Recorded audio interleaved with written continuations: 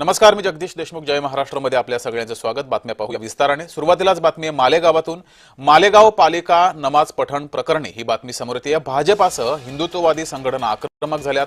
हनुमान चालीसा पठण करत कार्यालयाचं शुद्धीकरण केलेलं आहे. नमाज पठण केलेल्या कार्यालयाचं शुद्धीकरण हे भाजपा आणि हिंदुत्ववादी संघटनांकडून केले गेले.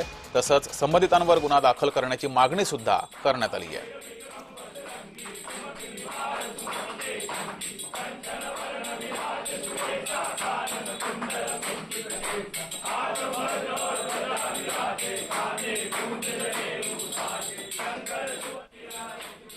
काल मालेगाव शहरामधील काही नतद्रष्ट लोक मालेगाव महानगरपालिकेमध्ये आले आणि त्यांच्या वतीने या ठिकाणी नमाज पठण करण्यात आला. त्यांचे जे काही लोकल प्रॉब्लेम असतील त्यांनी तिथल्या अधीक्षकांना भेटणं अपेक्षित होतं, आयुक्तांना भेटणं अपेक्षित होतं. त्यांनी नमाज पठण करणं हे ना कायद्यात अपेक्षित आहे ना संविधानात अपेक्षित आहे.